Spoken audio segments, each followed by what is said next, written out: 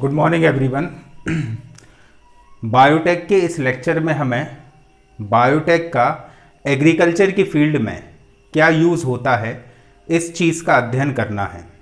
ठीक है, मतलब जैव प्रौद्योगिकी का किस प्रकार से कृषि के क्षेत्र में अनुप्रयोग हो रहा है, इस बात का हमको अध्ययन करना है। चलिए प्रारंभ करते हैं हम अपने लेक्चर से। कृषि के क्षेत्र में जैव प्रौद्योगिकी का बहुआयामी उपयोग किया जा सकता है। देखो, जैव प्रौद्योगिकी क्या है, इसका बेसिक्स तो हम सब क्लियर कर चुके हैं। अब हमको ज़रूरत है उसके इम्प्लीमेंटेशन की। उसका इम्प्लीमेंटेशन मतलब उसे किस प्रकार से अलग अलग क्षेत्र में लागू किया जा सकता है। वही एक क्षेत्र जो हम आज डिस्कस करने जा रहे हैं वो है कृषि का क्षेत्र। जैव प्रौद्योगिकी में हम छेड़छाड़ करते हैं किससे? जेनेटिकल लेवल पर जा करके। तो जेनेटिकल लेवल पर जाकर जब हम छेड़छाड़ कर रहे हैं किससे?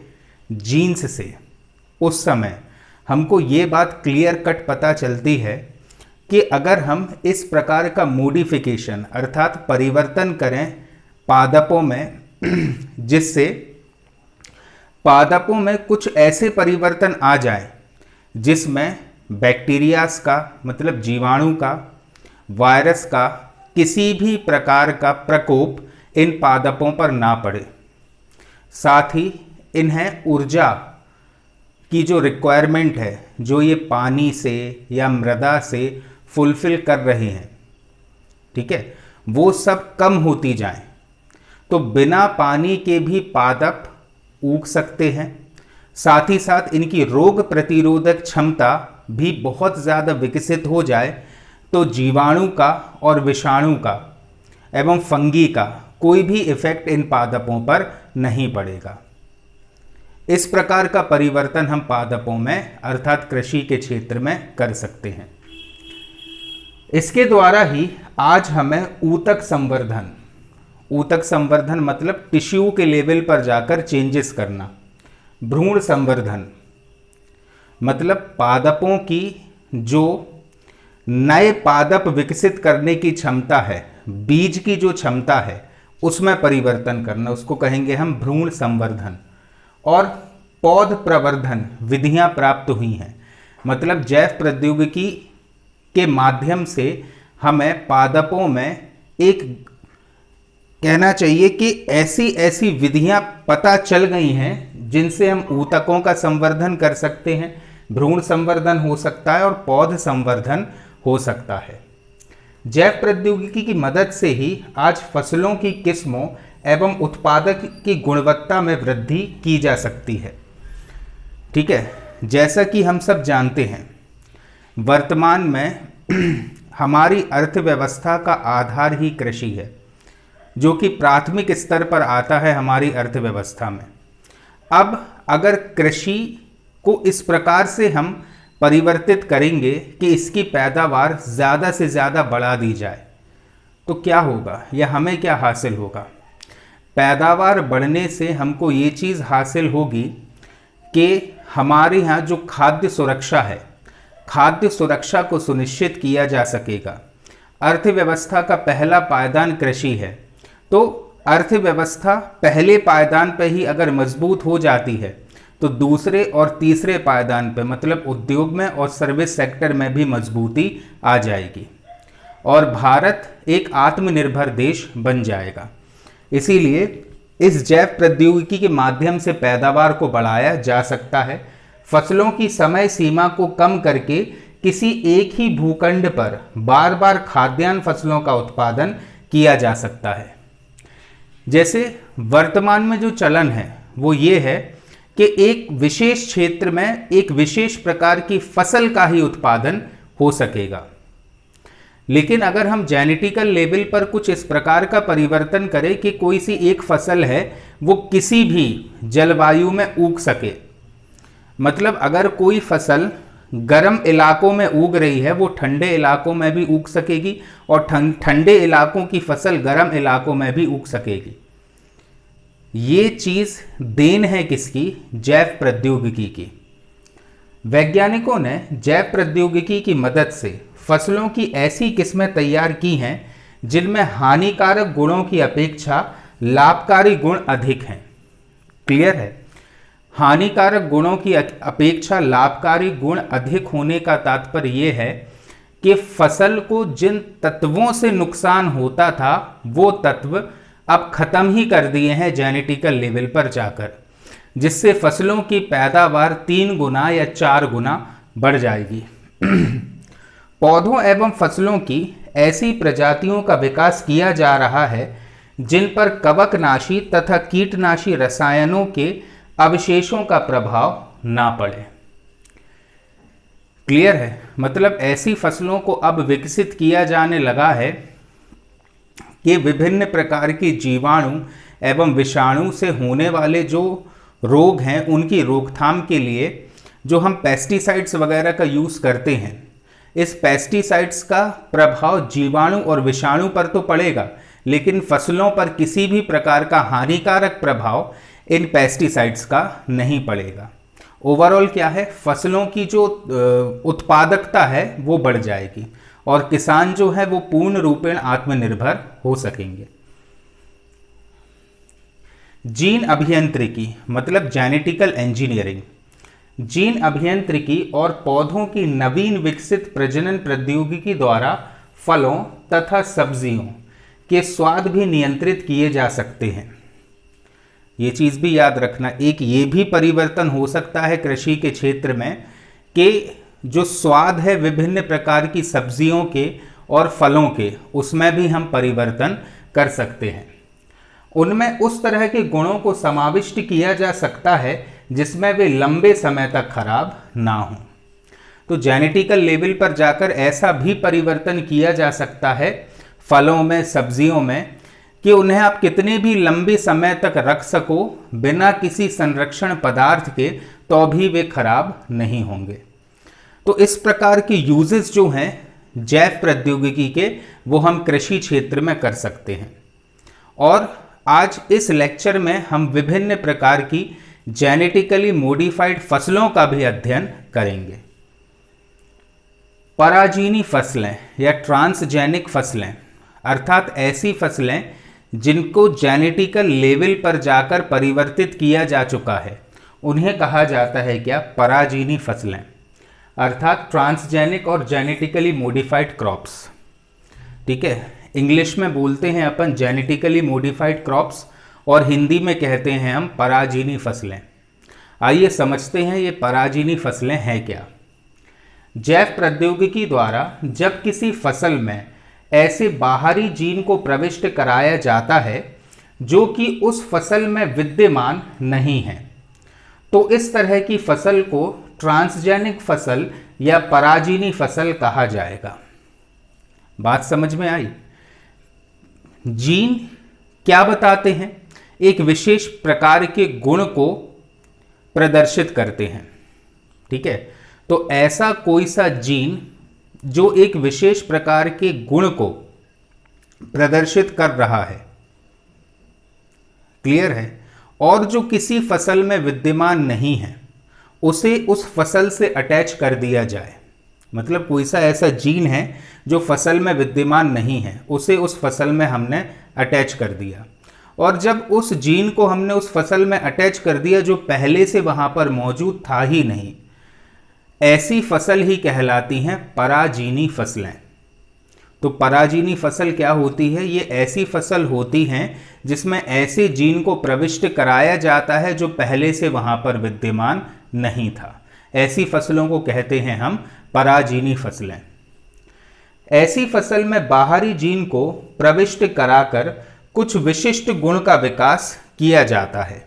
ठीक है, मतलब बाहरी जीन आप डाल रहे हो तो क्यों डाल रहे हो?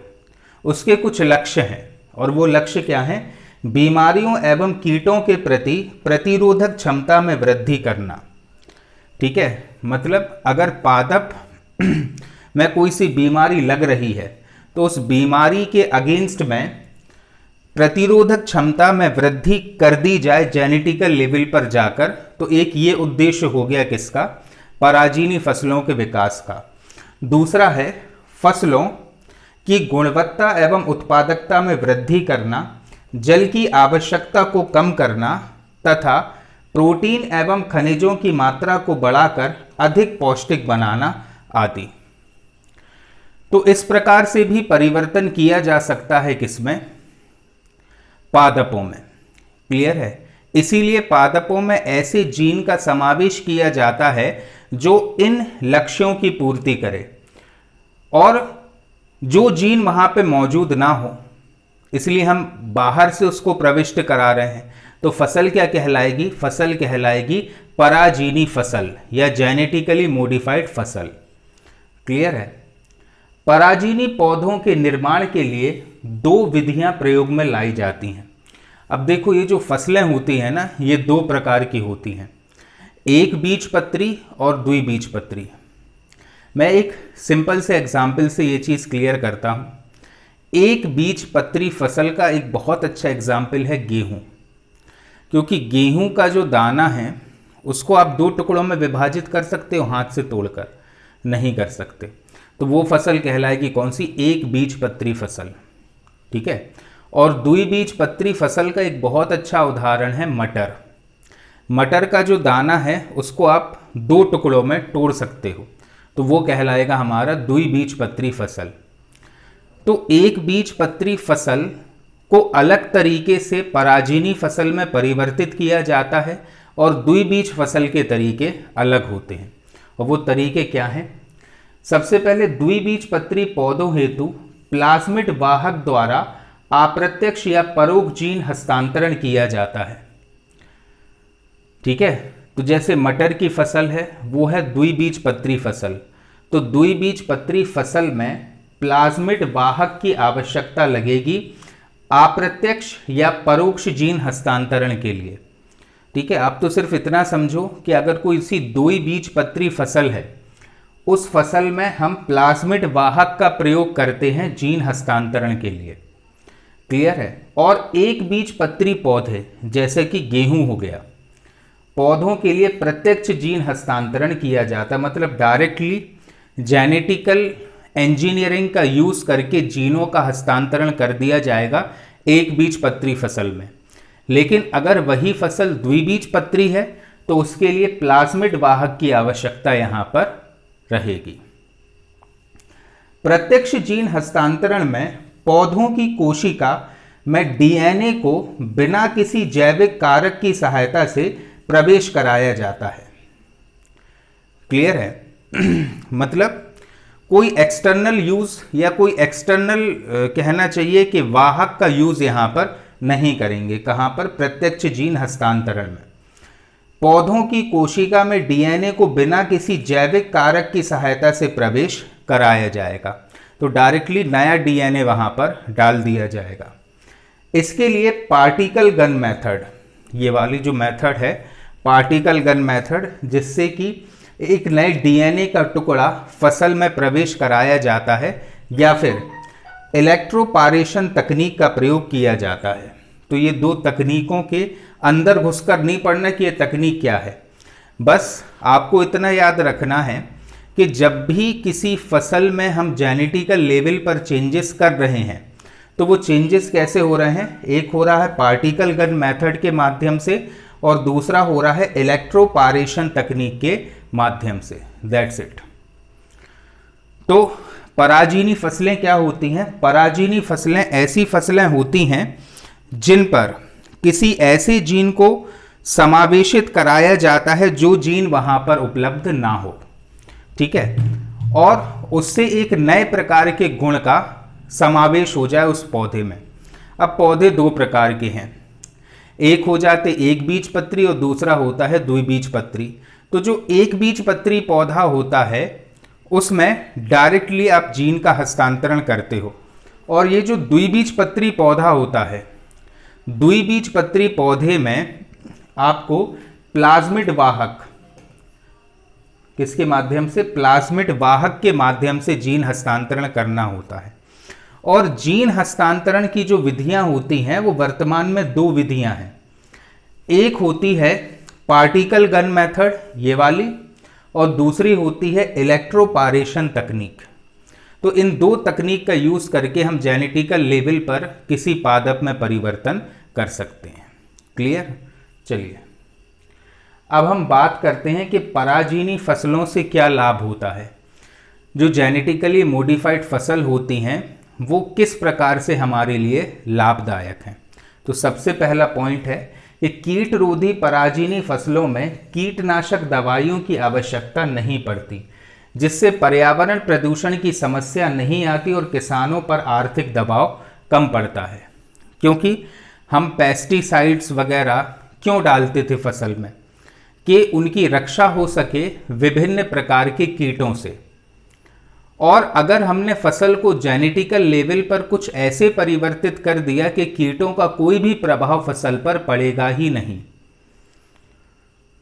तो कीटनाशी की आवश्यकता ही नहीं पड़ेगी। कीटनाशी की आवश्यकता नहीं होगी तो किसानों का पैसा भी सुरक्षित रहेगा। तो एक फायदा ये हो गया। दूसरा फायदा, मैंग्रोव पौधे, मतलब ऐसे पौधे जो खारे जल में उगते हैं। मैंग्रोव पौधे से खारे जल को सहने वाले जीन को निकालकर धान के पौधों में प्रविष्ट कराया गया, जिससे समुद्र तट पर खारे जल में धान की पैदावार को संभव बनाया जा सका। देखो, मैंग्रोव वनस्पति, जब हम पर्यावरण का अध्ययन करेंगे उस समय फिर से पढ़ेंगे मैंग्रोव वनस्पति के बारे में। अभी इस लेवल पर आप इतना समझ लो कि मैंग्रोव वनस्पति ऐसी वनस्पति होती है जो खारे जल में समुद्र के किनारे उगती है। तो कोई ना कोई जीन तो ऐसी होगी ना जो खारे जल में इस वनस्पति के उगने के लिए जिम्मेदार हो। उस जीन की पहचान करके उसे दूसरी फसलों में ट्रांसफर किया जा सकता है, जिससे समुद्र के पानी में भी कृषि की जा सकती है। तो ये फायदा हो सकता है किसका? जेनेटिकली मॉडिफाइड क्रॉप्स का। राइजोबियम जीवाणु, ये ऐसा जीवाणु होता है जो दलहनी फसलों की जड़ों में निवास करता है और नाइट्रोजन को फिक्स करने का कार्य करता है। राइजोबियम जीवाणु से नाइट्रोजन स्थिर करने वाली निफ जीन को निकालकर दलहन वाली फसलों के अतिरिक्त अन्य फसलों में स्थानांतरित किया जा सकेगा, जिससे नाइट्रोजन उर्वरकों पर व्यय में कमी आएगी तथा पर्यावरण प्रदूषण में भी कमी आएगी। ठीक है, राइजोबियम बैक्टीरिया ये खासकर दलहनी फसलों की जड़ों में पाया जाता है, जो क्या करता है? नाइट्रोजन को फिक्स करने का कार्य करता है। अब शोध के अनुसार ये पता चला है कि इस राइजोबियम बैक्टीरिया में जो जीन जिम्मेदार होती है नाइट्रोजन को फिक्स करने के लिए, उस जीन को कहा जाता है निफ जीन। क्या कहलाती है वो जीन? उस जीन का नाम है निफ जीन। अब ये निफ जीन क्या करती है? निफ जीन उत्तरदायी है राइजोबियम बैक्टीरिया के नाइट्रोजन को फिक्स करने के लिए। क्लियर? अब समझते चलना कि ये जो निफ जीन है, निफ जीन को हमने निकाल लिया कहाँ से? राइजोबियम बैक्टीरिया से। ठीक है, और उसे ऐसे पादपों में डाल दिया जो दलहनी नहीं थे। और अगर वे दलहनी नहीं थे तो अलग से नाइट्रोजन उर्वरक की आवश्यकता होती थी उन्हें एक्सटर्नली नाइट्रोजन देने के लिए। नाइट्रोजन उर्वरक में किसान का जो पैसा खर्चा होता था वो पैसा यहां पर सेव किया जा सकता है। क्लियर है? इसके बाद जीन हस्तांतरण द्वारा खाद्य टीके का निर्माण कर मानव में रोग प्रतिरोधक क्षमता का विकास किया जा सकता है। जैसे हैजे का टीका आलू में डाला जाए। क्लियर है? तो हमारे यहाँ भारत में सबसे ज़्यादा जिस फसल को उगाया जाता है वो है आलू। हर चीज़ में हमारे यहाँ आलू डाल दिया जाता है। ठीक है, तो आलू में जैसे हमें अलग से जो टीके लगते हैं ना, आलू की फसल या किसी अन्य फसल XYZ में उस टीके के गुणों का प्रवेश करा दिया जाए, उसके सेवन से ही हमारी रोग प्रतिरोधक क्षमता का विकास हो जाएगा। अलग से हमें टीके नहीं लगवाने। तो ऐसे चेंजेस भी किए जा सकते हैं। लंबी अवधि तक ना सड़ने गलने वाले फलों व सब्जियों को इस तकनीक से प्राप्त किया जा सकता है। ये तो अपन पहले भी डिस्कस कर चुके हैं कि ऐसी फसलों का निर्माण किया जा सकता है जो एक लंबे समय तक ज्यों की त्यों बनी रहे, उनमें कोई भी सड़ने गलने वाले काम ना हो। अर्ध विकसित व पिछड़े देशों में जहां जनसंख्या वृद्धि दर बहुत उच्च है, पराजीनी फसलों के माध्यम से खाद्य सुरक्षा सुनिश्चित की जा सकती है। तो ऐसे देश जो अनडेवलप्ड हैं, जहां पर जनसंख्या वृद्धि दर बहुत ऊंची है, वहां पर इन पराजीनी फसलों के माध्यम से ही खाद्य सुरक्षा सुनिश्चित हो सकती है। तो ये कुछ लाभ हैं। इसके अलावा भी बहुत सारे लाभ हैं पराजीनी फसलों के, ठीक है, वो आप सर्च कर सकते हो, लेकिन इतने लाभ जो हैं वो तो आपको एटलीस्ट याद रखना है। अब जहां पर लाभ है वहां पर नुकसान तो है ही। तो पराजीनी फसलों का क्या क्या नुकसान है वो भी हम डिस्कस कर लेते हैं। पर्यावरणविदों के अनुसार आसपास के पर्यावरण पर पड़ने वाले दुष्प्रभाव के संदर्भ में पराजीनी फसलों का उत्पादन लाभदायक नहीं है, ठीक है। तो बहुत से लोगों का ये मानना है कि पराजीनी फसलों से पर्यावरण को बहुत क्षति पहुंचती है, ठीक है, और अत्यधिक क्षति पहुंचने के कारण इनका जो उत्पादन है वो लाभदायक नहीं है। ये मानना है किसका? पर्यावरणविदों का। इनके अनुसार ये पौधे मानव स्वास्थ्य व पर्यावरण पर प्रतिकूल प्रभाव छोड़ सकते हैं, अतः पराजीनी पौधों से संभावित खतरों का अध्ययन अति आवश्यक है। कैसे? पराजीनी फसलों पर कार्य बहुराष्ट्रीय निजी कंपनियां कर रही हैं, मतलब मल्टीनेशनल कॉरपोरेशन के द्वारा ये पराजीनी फसलें विकसित की जा रही हैं।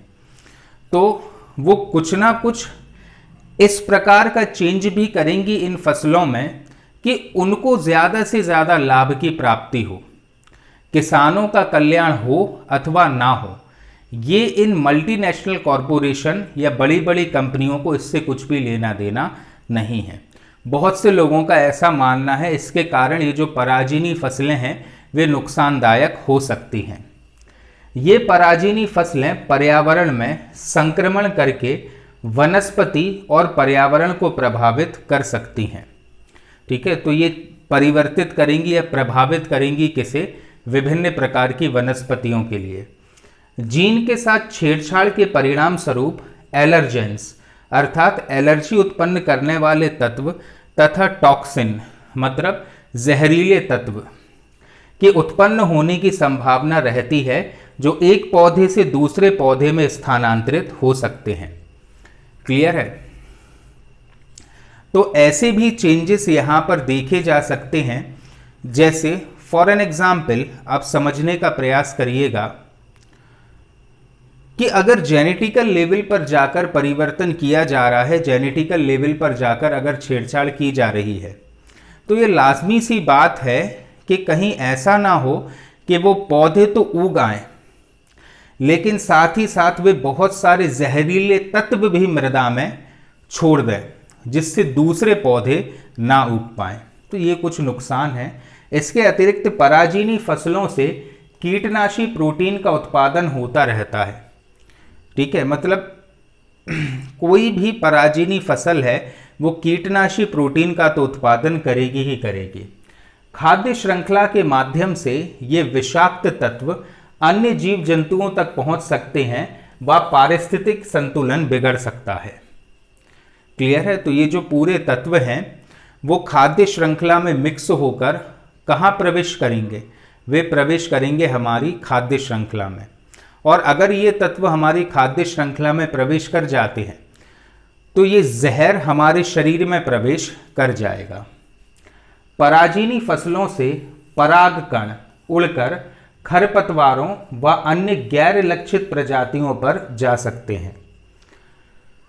क्लियर है? अब पराजीनी फसलों में तो गुण हैं कौन से कि इन पर बैक्टीरिया का या पेस्टिसाइड्स का कोई भी प्रभाव नहीं पड़ेगा, और अगर इन पराजीनी फसलों के परागकण उड़कर किसी खरपतवार वाले पौधे में चले गए तो वो खरपतवार भी इतने विशाल तरीके से उगेगी कि आप कितना भी कुछ कर लो वो ख़त्म नहीं होने वाली, क्योंकि उसमें परागकण कौन से, पोलन ग्रेन्स कौन से मिल गए हैं, उनमें पोलन ग्रेन्स मिल गए हैं पराजिनी फसलों में, जिसमें वो गुण विद्यमान है कि इन पर किसी भी कीटनाशी का प्रभाव नहीं पड़ेगा और ना किसी भी बैक्टीरिया विषाणु का इन पर प्रभाव पड़ेगा।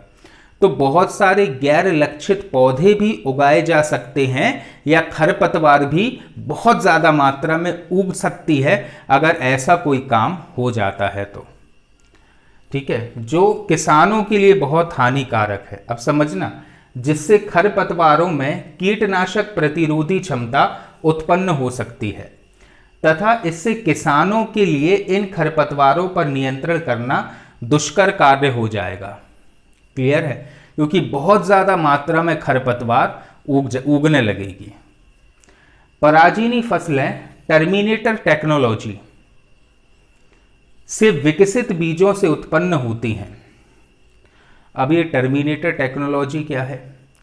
टर्मिनेटर टेक्नोलॉजी का तात्पर्य ऐसी प्रौद्योगिकी से है कि इसके माध्यम से ऐसी फसलें उगाई जाएं जो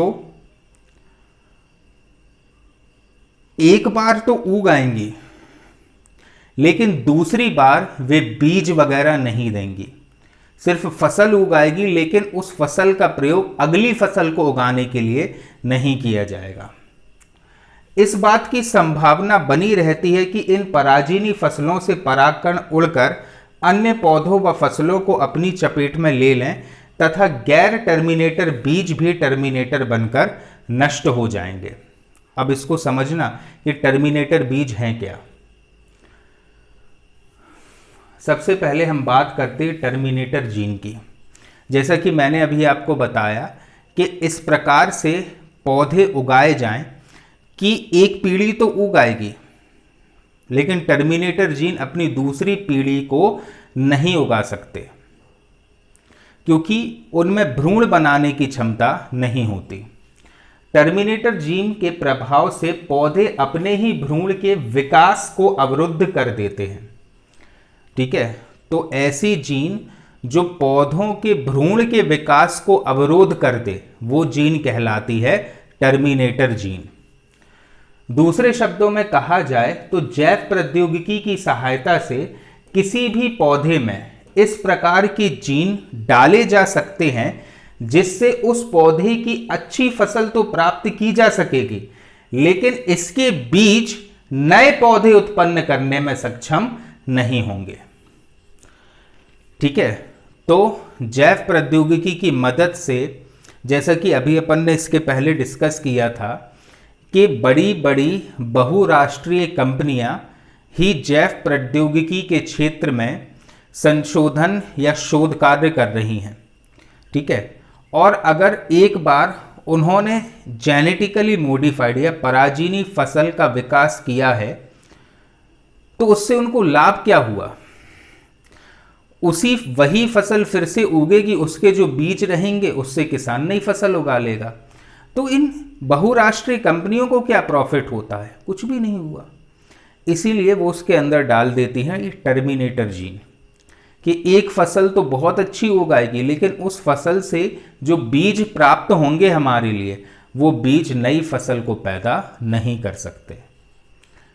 इस तरह के जीन का विकास वस्तुतः जेनेटिक प्रयोग प्रतिबंध तकनीक अर्थात जेनेटिक यूज रेस्ट्रिक्शन टेक्नोलॉजी के द्वारा किया जाता है।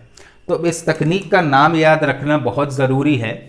इसलिए ज़रूरी है क्योंकि समझते चलना आप लोग, टर्मिनेटर जीन की पैदावार कैसे होती है। टर्मिनेटर जीन की पैदावार एक विशेष प्रकार के मेथड से होती है और वो मेथड क्या है? जेनेटिक प्रयोग प्रतिबंध तकनीक। ठीक है, ऐसे जीन वाले पौधों से उत्पन्न बीज चूंकि नए पौधों को उत्पन्न नहीं कर पाएंगे, अतः किसान को हर बार बीज कंपनियों से ही बीज खरीदना पड़ेगा। ठीक है, क्योंकि ये विकसित कौन कर रहा है?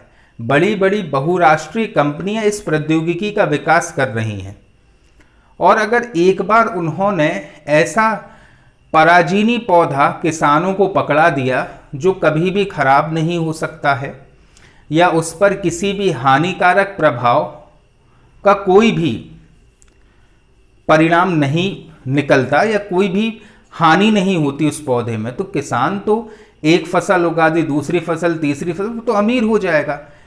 इन बहुराष्ट्रीय कंपनियों को क्या मिलेगा? कुछ भी नहीं। इसीलिए कॉन्सेप्ट आया कौन सा? टर्मिनेटर जीन का। अर्थात किसान को अब बीज बार बार इन बहुराष्ट्रीय कंपनियों से ही खरीदना पड़ेगा। इस प्रकार यह तकनीक कृषि एवं बीज के क्षेत्र में कार्यरत बहुराष्ट्रीय कंपनियों के व्यापारिक एकाधिकार का माध्यम बनती है। ठीक है, तो ये जो बहुराष्ट्रीय कंपनियां हैं वो व्यापारिक रूप से एकाधिकार कर लेंगी और धीरे धीरे किसान पूर्ण रूपेण आश्रित हो जाएगा इन बहुराष्ट्रीय कंपनियों पर बीजों के लिए। किसके कारण? इस टर्मिनेटर जीन के कारण। चूंकि परंपरागत कृषि में किसान हर वर्ष अपनी फसलों से बीज बचाकर रखता है जिन्हें वह अगली बार बोता है। ये तो कृषि का नियम ही है कि एक फसल उत्पन्न हुई, उसी में से अगली फसल के बीज किसान निकाल कर रख लेते कि अगली बार में काम आएंगे। इसलिए ये फसल किस्में कई पीढ़ियों से किसानों के पास बीजों के रूप में संरक्षित रहती है। ठीक है, लेकिन जीएम बीजों के प्रयोग के बाद किसानों को हर वर्ष कंपनियों से बीज खरीदने पड़ेंगे। क्लियर है? क्योंकि इन जीएम फसलों में कौन सा जीन विद्यमान है? टर्मिनेटर जीन उनमें विद्यमान है। वहीं दूसरी ओर बहुराष्ट्रीय बायोटेक कंपनियों का तर्क है कि टर्मिनेटर तकनीक इसलिए आवश्यक है ताकि ऐसी फसल जो नॉन जीएम है, मतलब ऐसी फसल जो पराजीनी नहीं है, का जीएम फसलों के साथ सम्मिश्रण ना हो जाए। तो बहुराष्ट्रीय कंपनियां इसके लिए क्या तर्क देती हैं? वे तर्क ये दे रही हैं कि अगर हम टर्मिनेटर जीन का प्रयोग ना करें तो उससे दिक्कत ये होगी कि जेनेटिकली मॉडिफाइड फसल मिक्स हो जाएगी नॉन जेनेटिकल मॉडिफाइड फसल से। तो जो वास्तविकता है फसल की, जो ओरिजिनल फसल है, वो खत्म हो जाएगी। ठीक है, क्योंकि परागकण उड़कर अगर नॉन जीएम फसल पर गए तो वो फसल भी जीएम हो जाएगी। आई बात समझ में? ये तर्क दे रही हैं कौन सी? बहुराष्ट्रीय कंपनियां। लेकिन वो एक प्रकार से अपना एक बहुत बड़ा मार्केट भी तैयार कर रही हैं। यदि जीएम फसलें टर्मिनेटर गुण वाली होंगी तो वे वातावरण में फैल नहीं पाएंगी और जैव विविधता को सुरक्षा प्रदान करेंगी। मतलब ये जो बायोडायवर्सिटी है ना, एक स्थान पर बहुत सारे प्रकार के जीव जंतु विद्यमान होते हैं, पादप की विभिन्न किस्में एक ही स्थान पर विद्यमान होती हैं। तो इन बहुराष्ट्रीय कंपनियों का ये कहना है कि अगर टर्मिनेटर जीन का प्रयोग नहीं किया गया तो ये जो जैव विविधता है वो खत्म हो जाएगी, क्योंकि परागकणों को उड़ने से कोई नहीं रोक सकता। और अगर परागकण ऐसी फसल के जो कि पराजीनी है उड़कर ऐसी फसल पर जाएं जो पराजीनी नहीं है, तो सारी की सारी फसलें पराजीनी फसलों में विद्यमान हो जाएंगी, जो कि जैव विविधता को एक बहुत बड़ा खतरा पहुंचाएंगी। लेकिन अन्य जीएम जीनों की तरह टर्मिनेटर जीन भी संकरण या क्रॉस फर्टिलाइजेशन या अन्य कारणों से अन्य पादप प्रजातियों तक फैल सकते हैं। अर्थात टर्मिनेटर जीन दुर्घटनावश नॉन जीएम फसलों तक पहुंच सकते हैं, जिससे उनके बीज भी बांझ पैदा होंगे और फसलीय विविधता को प्रभावित करेंगे। तो अब समझना कि जीएम फसल है, जेनेटिकली मॉडिफाइड फसल है, ठीक है, वो फसल ट्रांस या हम ये बोल सकते हैं कि टर्मिनेटर जीन उस फसल में है। अब इस फसल के परागकण उड़कर किसी दूसरी फसल पर गए जो पराजीनी या जेनेटिकली मॉडिफाइड नहीं है, तो उस फसल में भी गुण विद्यमान हो जाएंगे। कौन से? टर्मिनेटर जीन के। मतलब ऐसी अन्य फसलें जो पराजीनी नहीं हैं वे भी पराजीनी बन जाएंगी और उनके जो बीज हैं वो टर्मिनेटर जीन युक्त हो जाएंगे। ये दुष्प्रभाव है किसका? टर्मिनेटर जीन का।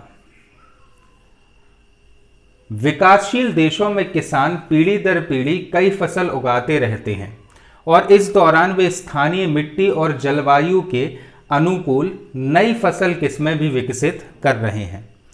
इस प्रक्रिया के फलस्वरूप ही हजारों प्रकार के स्थानीय देशज फसलें पाई जाती हैं जो स्थानीय जलवायविक परिस्थिति में खाद्य सुरक्षा सुनिश्चित करती हैं। तो हमारे यहाँ भारत में तो यही चीज़ होती है कि जो किसान है वो पीढ़ी दर पीढ़ी अपने क्षेत्र में एक नहीं अपितु बहुत सारे प्रकार की फसल उगाता है जो हमारी सभ्यता और संस्कृति का एक अभिन्न हिस्सा बनी हुई हैं। वैश्विक जलवायु परिवर्तन के इस दौर में जब स्थानीय परिस्थितियों के लिए अनुकूलित फसलों के लिए संरक्षण का मुद्दा महत्वपूर्ण होता जा रहा है, तब टर्मिनेटर जीन वाले बीजों के कारण स्थानीय चीज़ों का विनाश का खतरा बढ़ता दिख रहा है। क्लियर है? क्योंकि हमारे यहाँ व्यापक रूप से जैव विविधता है और टर्मिनेटर जीन का यूज़ अगर हम करने लगे तो ये जैव विविधता पूर्ण रूप में समाप्त हो सकती है। टर्मिनेटर जीन युक्त बीजों को बिक्री से पूर्व टेट्रासाइक्लिन, अब याद रखना, ऐसी फसल जो टर्मिनेटर जीन युक्त है उसे टेट्रासाइक्लिन के संपर्क में लाया जाता है। पर्यावरण जो विशेषज्ञ हैं उनका क्या मानना है कि जो टेट्रासाइक्लिन है युक्त बीजों को बार बार बोए जाने से मृदा में उपस्थित लाभप्रद सूक्ष्म जीव नष्ट हो जाते हैं जिससे मृदा की उर्वरता शक्ति घट जाती है। क्लियर है ये चीज आप लोगों को कि अगर कोई फसल है जो युक्त है किससे? टर्मिनेटर जीन से, तो उसे बोने के पहले या बिक्री के पहले टेट्रासाइक्लिन नामक एक केमिकल के कांटेक्ट में लाना पड़ता है और ये जो टेट्रासाइक्लिन है ये मृदा के लिए काफ़ी ज़्यादा नुकसानदायक होता है। क्लियर है? अब ऐसी ही एक पराजीनी फसल है कौन सी? बीटी कपास या बीटी कॉटन। ठीक है, क्या है ये बीटी कपास? तो आइए समझते हैं हम। बीटी कपास आनुवांशिक रूप से परिवर्तित कपास है। मतलब ये पराजीनी कपास है जिससे आनुवांशिक लेवल पर या जेनेटिकल लेवल पर जाकर परिवर्तित किया जा चुका है, जिसमें बैसिलस थूरिनजेनिसिस नामक बैक्टीरिया का क्राई नामक जीन डाला जाता है। तो एक बैक्टीरिया है जिसका नाम है क्या? बैसिलस थूरिनजिएनेसिस। बैसिलस थूरिनजिएनेसिस, बीटी, बैसिलस थूरिनजिएनेसिस, ये एक बैक्टीरिया है। इस बैक्टीरिया से एक जीन निकाला गया, उस जीन का नाम क्या है? क्राई। क्राई नामक जीन डाला जाता है जिससे पौधा स्वयं कीटनाशक प्रभाव उत्पन्न करने लगता है। तो इस जीन को पौधे में डालने से क्या मिलता है कि पौधा स्वयं से ही कीटनाशी बन जाता है और पौधों पर कीटनाशक दवाइयों को छिड़कने की आवश्यकता नहीं होती। मतलब फिर जब पौधा ही कीटनाशी हो गया तो कीटनाशक दवाइयों को छिड़कने की आवश्यकता ही यहां पर नहीं होती है। बैसिलस थूरिनजिएनेसिस एक भूमिगत बैक्टीरिया है। मतलब ये मृदा में अंदर रहता है और भूमि पर पाया जाता है, जो डेल्टा एंडोटॉक्सिन नामक क्रिस्टल प्रोटीन का निर्माण करता है और इस क्रिस्टल प्रोटीन में कीटाणुओं को नष्ट करने के गुण विद्यमान होते हैं। तो इसको बोलते क्यों है बीटी कॉटन? बीटी कॉटन इसलिए बोलते हैं क्योंकि इस कपास में या इस कॉटन में एक विशेष प्रकार का जीन जोड़ा गया है जिसका नाम है क्राई। और ये जो क्राई नामक जीन है इसे निकाला गया है कहाँ से?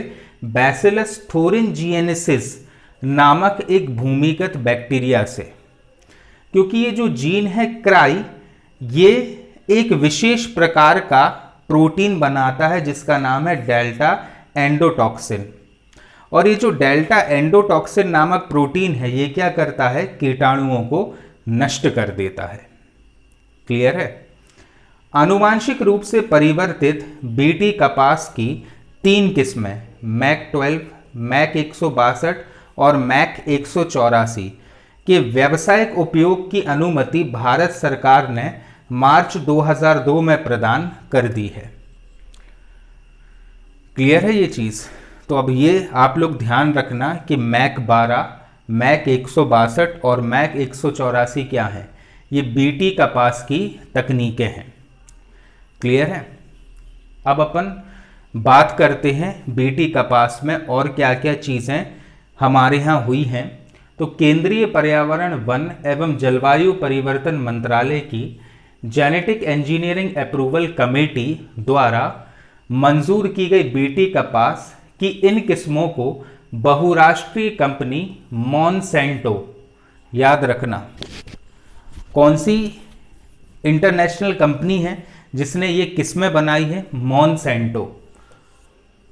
मॉन्सेंटो और इसकी एक भारतीय ब्रांच है जिसे कहा जाता है Maharashtra hybrid seed company private limited, short form में महीको, ने विकसित की है। तो एक बहुत बड़ी कंपनी है, इंटरनेशनल कंपनी है जिसका नाम है मॉन्सेंटो। मॉन्सेंटो की एक इकाई है जो भारत में कार्य कर रही है जिसका नाम है महीको, अर्थात Maharashtra hybrid seeds company private limited.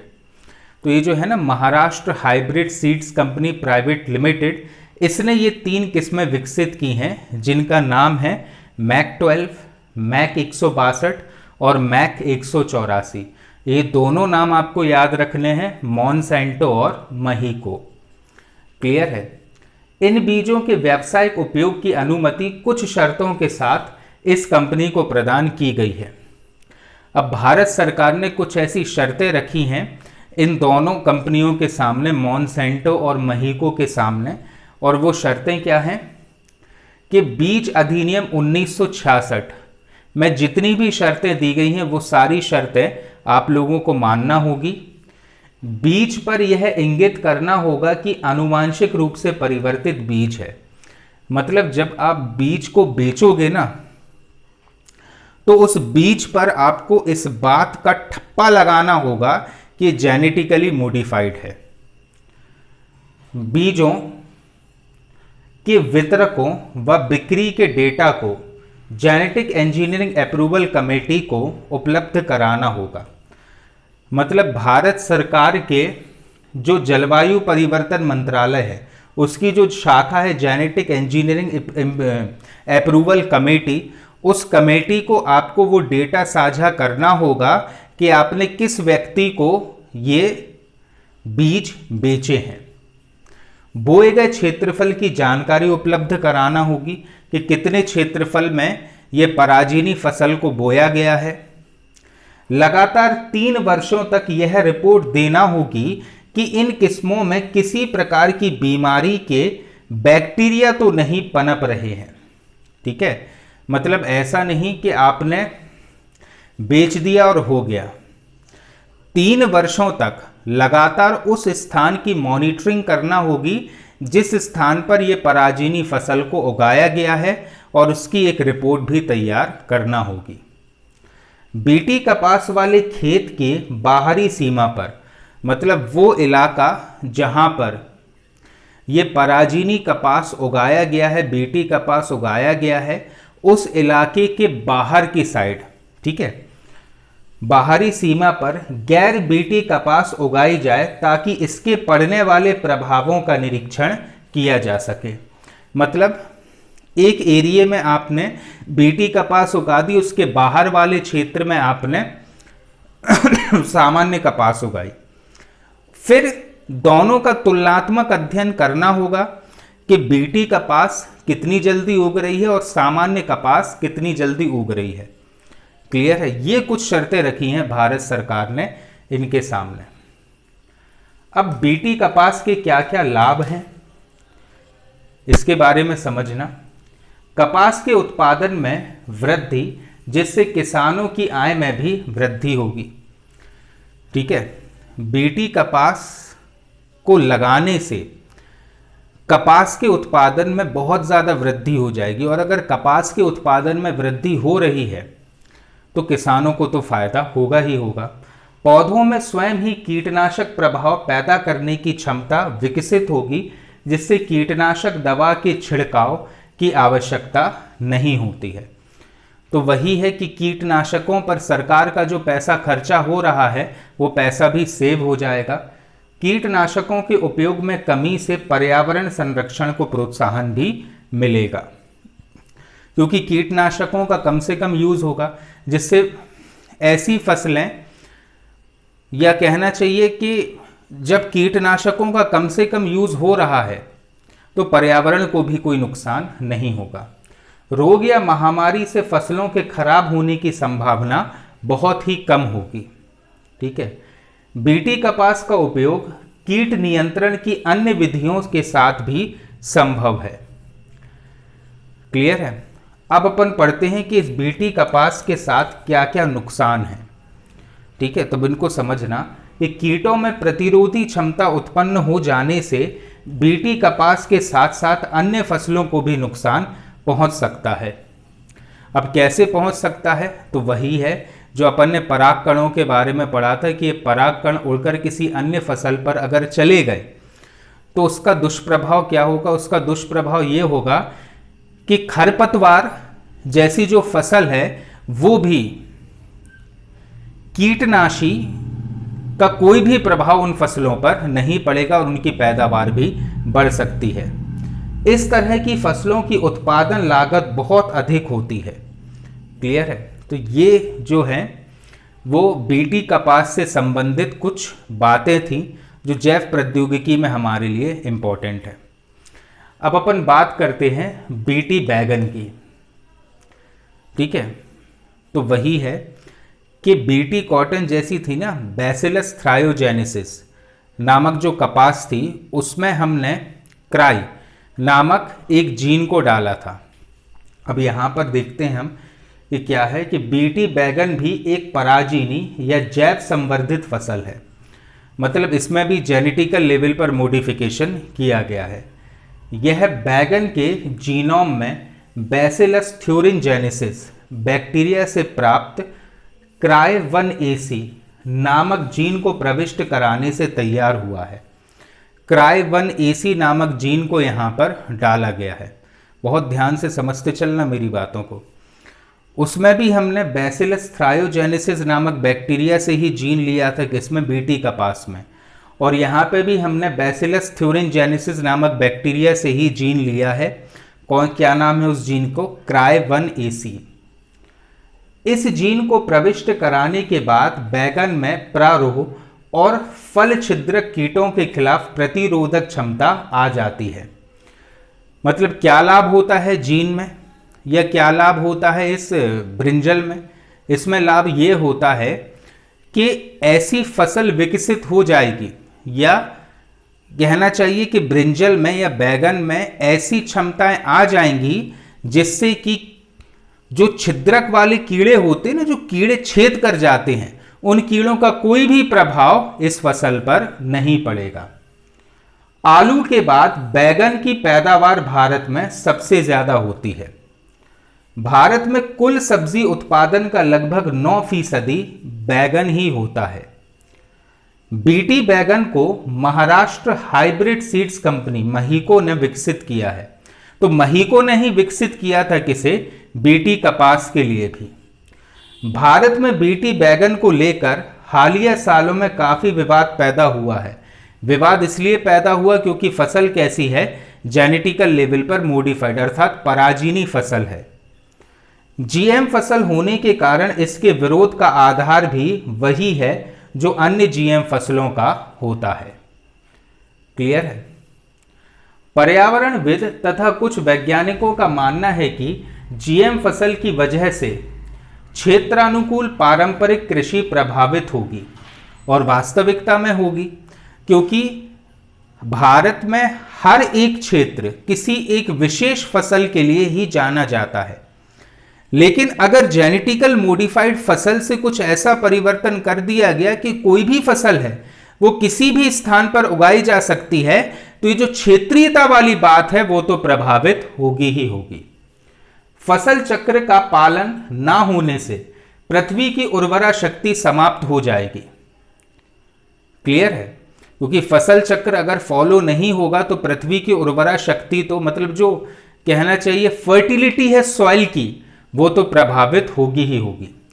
कृषि के लिए लाभप्रद छोटे जीव भी प्रभावित होंगे, जो कृषि तथा प्राकृतिक जैव विविधता के विनाश के कारण बन सकते हैं।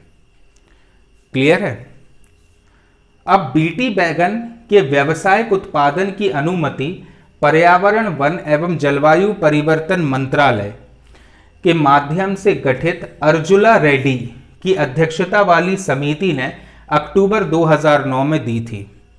तो वो समिति जिसने बीटी बैगन के उत्पादन को अनुमति दी थी, वो किसकी अध्यक्षता में गठित हुई थी? अर्जुला रेड्डी की अध्यक्षता में ये गठित हुई थी। कब? अक्टूबर 2009 में। लेकिन इन पर भी आरोप था कि इन्होंने बहुराष्ट्रीय कंपनियों के प्रभाव में बीटी ब्रिंजल को अनुमति दी है। तो आपको क्या याद रखना है? आपको याद ये रखना है कि ये जो कहना चाहिए कि बैगन है, बीटी बैगन या बीटी ब्रिंजल, इनको बीटी क्यों बोला जा रहा है? बैसिलस थ्योरिनजेनेसिस के कारण। और बैसिलस थ्योरिनजेनेसिस जो जीवाणु है उससे कौन सा जीन लिया गया है? तो उससे लिया गया है CRY1AC नामक जीन। और ये जीन क्या करता है? तो ये जीन प्रारोह और फल छिद्रक कीटों का प्रभाव रोक देता है ब्रिंजल पर। ठीक है? किस कंपनी ने इसका कहना चाहिए कि इसका निर्माण किया है? तो महीको नामक कंपनी है, अर्थात महाराष्ट्र हाइब्रिड सीड्स कंपनी। इस कंपनी ने इसे बनाया है। अब अपन बात करते हैं गोल्डन राइस अर्थात सुनहरे चावल के बारे में। बहुत ध्यान से समझना इससे कि सुनहरा चावल और सामान्य चावल में क्या अंतर है। ठीक है? गोल्डन राइस वैज्ञानिकों द्वारा विकसित धान की एक लाभप्रद किस्म है। कैसे? जो बीटी कैरोटीन पैदा करने में सक्षम होती है। मतलब ये जो गोल्डन राइस है ना, ये एक विशेष प्रकार का पदार्थ उत्पादित करता है जिसे कहा जाता है बीटा कैरोटीन। क्या बोलते हैं इस पदार्थ को? इस पदार्थ को कहा जाता है बीटा कैरोटीन। मानव शरीर में विटामिन ए का निर्माण बीटा कैरोटीन के संश्लेषण के कारण ही होता है। ठीक है? तो ये जो तत्व है ना बीटा कैरोटीन, ये ह्यूमन बॉडी में, मानव शरीर में उत्पादित करता है विटामिन ए को। साधारण चावल के दानों में बीटा कैरोटीन नहीं पाया जाता। तो ये जो सामान्य चावल है उसमें बीटा कैरोटीन नहीं होता, लेकिन गोल्डन राइस में बीटा कैरोटीन पाया जाता है। और ये बीटा कैरोटीन क्या करता है? तो ये बीटा कैरोटीन हमारे शरीर में विटामिन ए का निर्माण करता है। बीटा कैरोटीन होने के कारण ही चावल की इस किस्म का रंग सुनहरा पीला हो जाता है। ठीक है? इसलिए इसे गोल्डन राइस कहा जाता है। तो पूरा खेल किसका है गोल्डन राइस में? बीटा कैरोटीन का पूरा खेल है। और बीटा कैरोटीन क्यों इंपॉर्टेंट है हमारे लिए? क्योंकि ये बीटा कैरोटीन हमारे शरीर में विटामिन ए का निर्माण करता है। गोल्डन राइस को विकसित करने के लिए 3 बाहरी जीनों का उपयोग किया जाता है। मतलब 3 प्रकार के जीन हैं जिनका प्रयोग होता है बीटा कैरोटीन के निर्माण के लिए। इसमें एक जीन PSY है। क्या नाम है उस जीन का? PSY, जो डैफोडिल नामक पौधे के जीनोम से प्राप्त किया जाता है। तो ये जो बीटा कैरोटीन नामक तत्व है वो 3 प्रकार के जीनों से उत्पादित होता है, जिसमें सबसे पहला जीन है वो है PSY। और ये PSY जीन कहां से प्राप्त होता है? तो ये प्राप्त होता है डैफोडिल नामक पौधे से। दूसरा जीन है CRT1, जिसे एक बैक्टीरिया से प्राप्त किया जाता है। पहला जीन है PSY, दूसरा जीन है CRT1, जिसे कहां से प्राप्त किया जाता है? एक बैक्टीरिया से। तीसरा जीन है LCY। क्या है तीसरे जीन का नाम? LCY। जो अधिकतर धान की किस्मों में स्वतः ही पाया जाता है। LCY कहां से प्राप्त होता है? धान की किस्मों से। अतः इसका ज्यादा उपयोग नहीं किया जाता। ये तीनों जीन मिलकर ही चावल के दाने के एंडोस्पर्म में 4 चरणों में बीटा कैरोटीन का निर्माण करते हैं। तो चावल के दाने में जो बीटा कैरोटीन बन रहा है, जो हमारे शरीर में जाकर विटामिन ए का निर्माण करता है, वो 3 प्रकार के जीनों से बनता है। अब ये 3 प्रकार के जीन कौन से हो गए? PSY, CRT1 और LCY। क्लियर है? सुनहरे चावल का सर्वप्रथम निर्माण Swiss federal institute of technology द्वारा किया गया था। ठीक है, तो कौन सा इंस्टीट्यूट है जिसने सुनहरे चावल का निर्माण किया था? Swiss federal institute of technology. इसने पहली बार इस सुनहरे चावल का निर्माण किया था। 2005 में सिंजेंटा या सिंगेंटा नामक कंपनी ने PSY जीन को मक्के से प्राप्त किया तथा CRT1 जीन के साथ जोड़कर गोल्डन राइस 2 का निर्माण किया, जो कई गुना अधिक बीटा कैरोटीन का उत्पादन करता है। तो गोल्डन राइस में कौन सा तत्व विद्यमान होता है जिससे कि वो सुनहरे कलर का हो जाता है? यह है बीटा कैरोटीन। उल्लेखनीय है कि विटामिन ए की कमी से आंखों की रोशनी कम होती है और अंधापन भी आ सकता है। इसकी कमी से ज़ेरोफ्थैल्मिया रोग हो सकता है तथा इस रोग में आंखों से आंसू उत्पन्न करना बंद कर देती हैं। विकासशील देशों में विटामिन ए एक बहुत बड़ी समस्या है। तो विटामिन ए सीधे प्रभावित करता है हमारी आंखों को, और विटामिन ए की कमी हम बीटा कैरोटीन से दूर कर सकते हैं। और बीटा कैरोटीन का एक बहुत बड़ा स्रोत है सुनहरा चावल। अब अपन बात करते हैं GM सरसों के बारे में, अर्थात पराजीनी सरसों। ठीक है, सरसों एक स्वपरागित सेल्फ पॉलिनेशन फसल है। मतलब ऐसी फसल जिसमें पोलन ग्रेन्स स्वयं ही फर्टिलाइज करते हैं अपनी फसल को। ये हम सब बायोलॉजी में पढ़ेंगे। अभी तो आप इतना याद रखो कि सरसों कैसी एक स्वपरागत फसल है। अतः इसके संकरित या हाइब्रिडाइज करना कठिन है। क्लियर है? इस कार्य को आसान बनाने के लिए दिल्ली यूनिवर्सिटी के एक वैज्ञानिक दीपक पैंटल तथा उनकी टीम ने भारतीय सरसों का एक किस्म वरुणा तथा पूर्वी यूरोप की सरसों का एक किस्म अर्ली हीरा 2 का जीन संशोधन किया। ठीक है, तो ये जो पराजीनी सरसों हैं, इसके विकास के लिए 2 प्रकार की सरसों का यूज हुआ है। एक है वरुणा और दूसरी है अर्ली हीरा 2। ठीक है, इस कार्य हेतु मिट्टी में पाए जाने वाले बैक्टीरिया बैसिलस एमाइलो लिक्विफेसिएंस या बैसिलस एमाइलो लिक्विफेसिएंस। अभी तक अपन बात कर रहे थे बैसिलस थ्योरिनजेनेसिस के, लेकिन पराजीनी सरसों के उत्पादन के लिए बैसिलस एमाइलो लिक्विफेसिएंस नामक बैक्टीरिया का यूज हुआ है के 2 जीन बार्नेस और बारस्टर।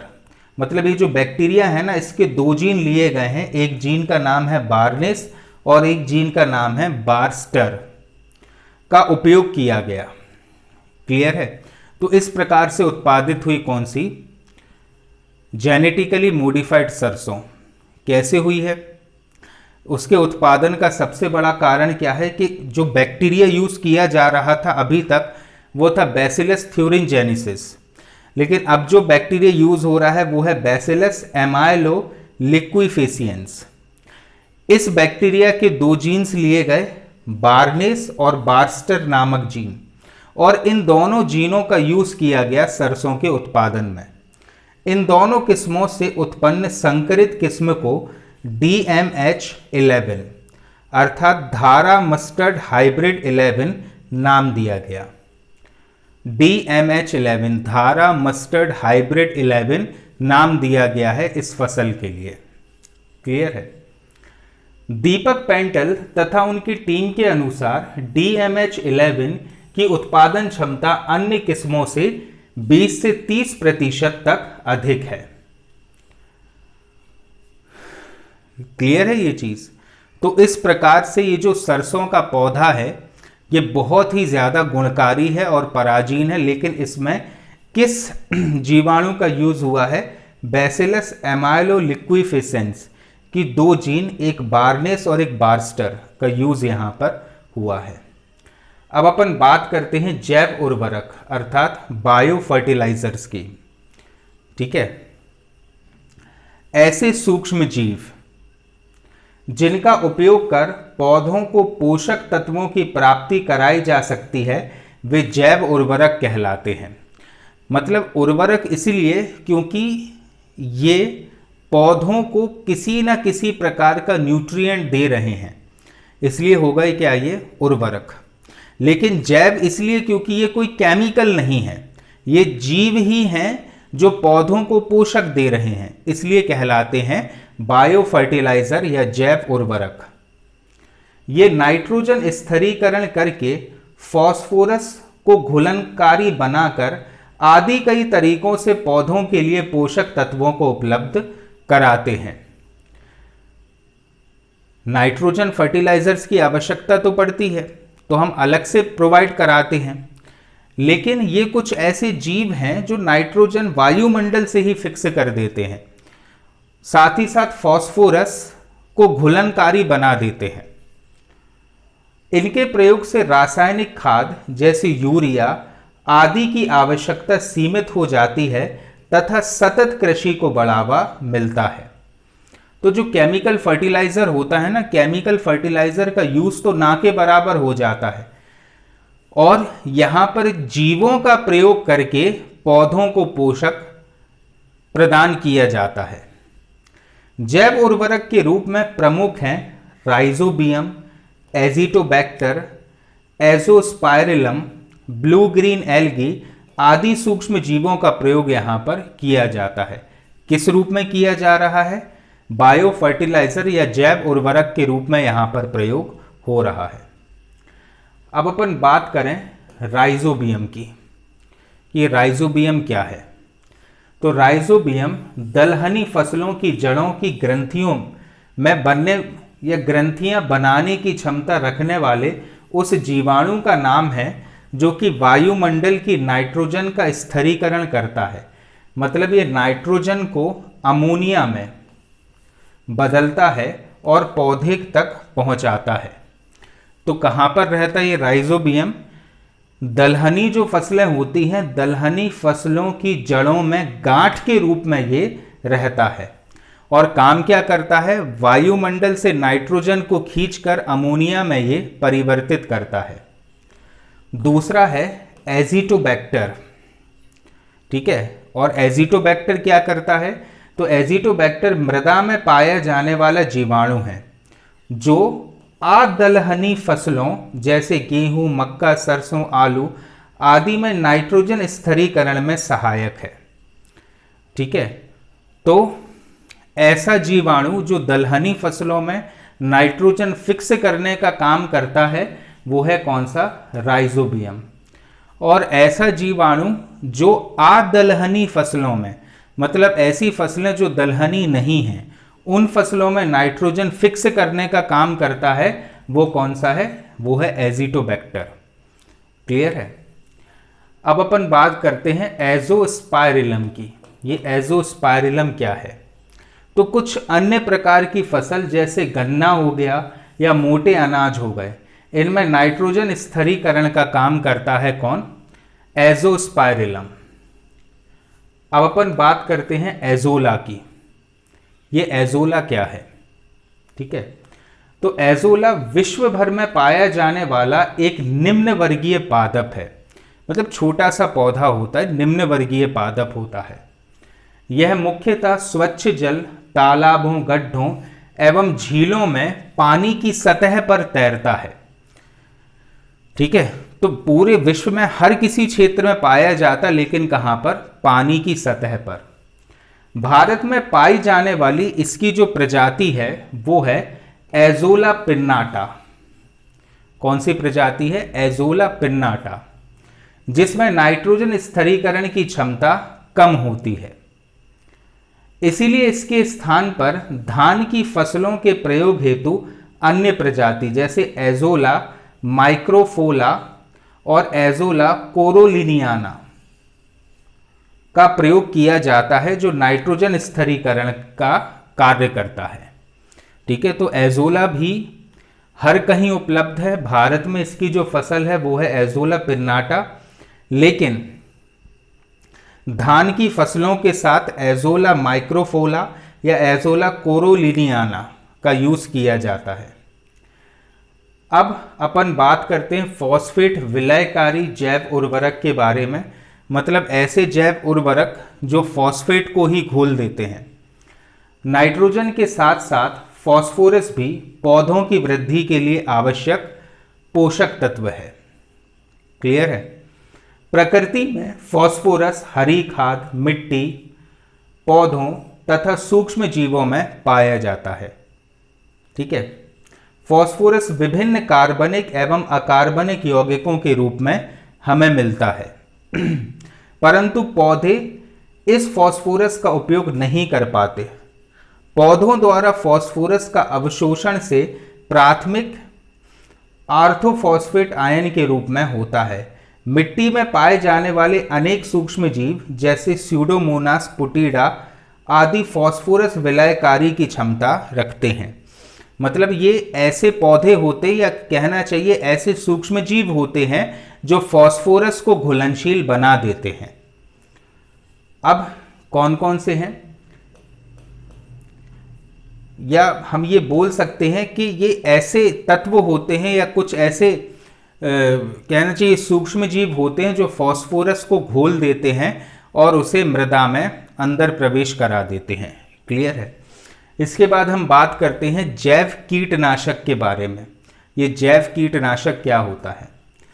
तो प्राकृतिक रूप से पाए जाने वाले पदार्थ जैसे नीम, सूक्ष्म जीव, पौधों तथा जंतुओं से प्राप्त रसायन आदि जिनका उपयोग कीटनाशक के रूप में किया जा सकता है, वे जैव कीटनाशक कहलाते हैं। तो वही है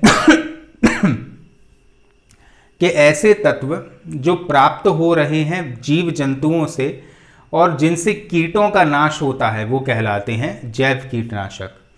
जैसे बैसिलस थोरिनजीनियसिस विश्व भर में सबसे ज़्यादा इस्तेमाल होने वाला जैव कीटनाशक है, और यहीं पे से तो हम जीन्स ले रहे हैं जो डाल रहे हैं कहाँ पर? कपास में या ब्रिंजल में। मच्छर, मक्खी, चींटी, दीमक, मकड़ियों तथा तितलियों को ये नष्ट कर देता है। कौन सा?